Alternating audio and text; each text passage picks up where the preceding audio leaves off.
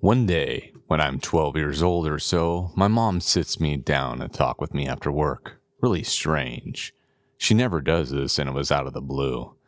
Tells me she has a story about when she was a kid, and it's going to sound a bit weird, but she has to tell someone. She told her dad, but he's since passed away, and someone else has to know.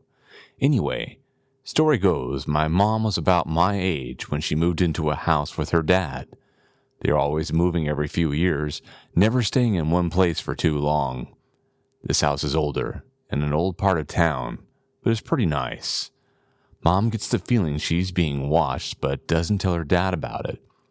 Has many nightmares, and has to sleep in bed with her dad a lot, but tries to be brave.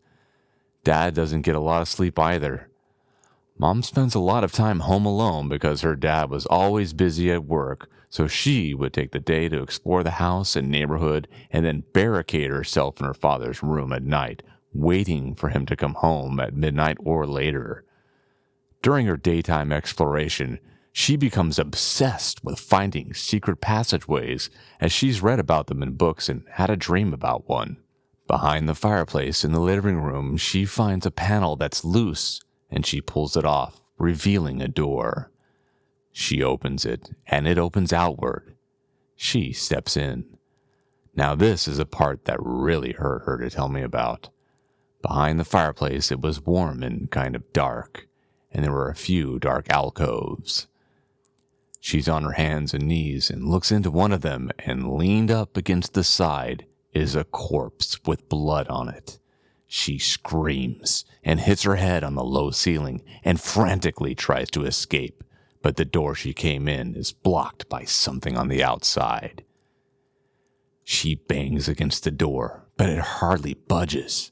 She's screaming, crying, hyperventilating. My mom is in tears telling this story, and she never cries. I'm shaken up.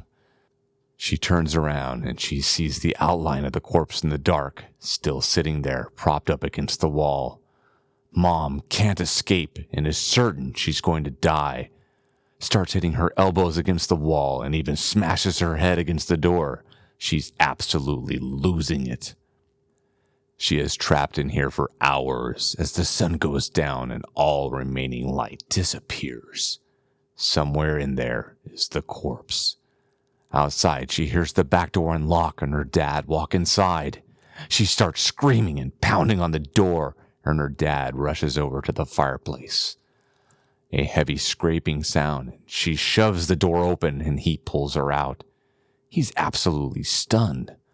Mom crying as she points into the hidden room and describes the body to her dad and how she was trapped there. She looks over and sees that somehow someone had dragged the safe her dad had in front of the door while she was in without her hearing. Her dad hugs her tight and grabs a flashlight and crawls into the opening. He shines it around and explores the whole thing. There's no body, and he explains that to my mom. She tells him that it was there, and he believes her. He tells her he saw something strange once. Somehow, the corpse had disappeared.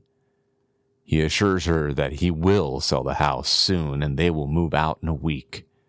He closes the door and puts the panel back on, nails the door shut, and moves the safe in front of it. That night, the two of them don't sleep. Grandpa arranges to pick up my mom and brings her to work, but one of his asshole managers won't let him bring her on the days he's supervising, which is 3 times a week. After school one day, my mom spends the entire time locked in her dad's room doing homework. She hears the sound of a pop, and something unlatches behind her. A panel on the wall next to her father's bed had swung open like a door and creaked before it hit the wall. Mom is scared, but curious. Grabs a flashlight and leans over the bed to peer into the space. This doorway is almost as tall and wide as her dad, but leads into a short, narrow hallway with some steep stairs at the end. She is too scared to explore, so she is about to reach for the panel and close it when a pounding on her father's door starts. The door starts shaking as if it's about to give way. She runs into the opening and slams the hidden door shut behind her. Trapped in darkness save for her flashlight beam, hears a crack and the bedroom door breaks open. Heavy, slow footsteps in the room that pace around the bed and back again before settling next to the hidden door. Mom retreats slowly back up the stairs at the end of the passage. This leads her to a crawl space area above the second floor, and she follows one of the paths leading towards her room. As she goes along, she notices little vents and openings that one could peer out of. Finally, she reaches the area above her room and sees her bed in plain view. If someone was up here, they could have easily watched her without her seeing them. The house had ornate woodwork, and this peephole was hidden up there somewhere on the molding. She's paralyzed by the fear of it and whatever is in her father's bedroom. She stays up there for some time, she said about an hour. Back door unlocks, and her father walks up the stairs to find his bedroom door broken. He panics and shouts for my mom. She answers him, but it's muffled, and she crawls back the way she came, opens the hidden door and steps out to her shocked father, explains what happened to him. He examines the passages and is deeply disturbed. That night, he quits his job, and they won't let him take the night off. Nowhere for them to stay until the house is sold, and there it is, freezing cold and snowing out. They call the police to report the intrusion, but the police are busy with other things at the moment and promise to send an officer as soon as possible. Grandpa decides out of desperation to try spending the night at the neighbors'. The two of them dress up in warm clothes and gather bags to spend the night. But now there's a foot or two of snow out, and they walk to the neighbor's house. Grandpa knocks on the door, but nobody answers. Rings the doorbell, and no response. Heads to the next house. Nobody answers. Then the next. Crosses the street to try again, and he tries 5 different houses. Both are panicking and starting to freeze. They head back to spend the night in his car, but when they approach it, all the windows have been smashed. Terrified and nearly freezing, they head back inside. Grandpa's door is busted, so they spend the night in Mom's room. Moves her dresser in front of the door, and he locates the peephole and stuffs it full of some cotton. The two, of course, never sleep. They take turns reading a book and waiting for the sun to rise, until late in the night, they hear something scraping against the floor downstairs. It's the safe being pushed along the floor. The two look at each other, and Grandpa hugs her tightly. They both have tears in their eyes, and Grandpa runs over to grab a knife he had by the table. Then they hear the creaking as the thing walks up the stairs and slowly towards Mom's room. Mom is shaking and silently sobbing while her dad holds her tight. The thing starts slamming on the door, absolutely wailing on it. Grabs Mom and runs over to the window and pulls it open and looks below. It's not too big of a fall, and there's 2 or 3 feet of snow built up there. Grabs my mom, and the two of them look at the door as it shakes with each hit. Holds her tight and jumps into a snow pile, landing on his feet very hard. Curses in pain and looks up as a final crash is heard. A figure moves into view and stands by the window. It's the corpse my mother had seen, but with new life in it. Blood dripping down it. Eyes appear to be missing, just dark sockets.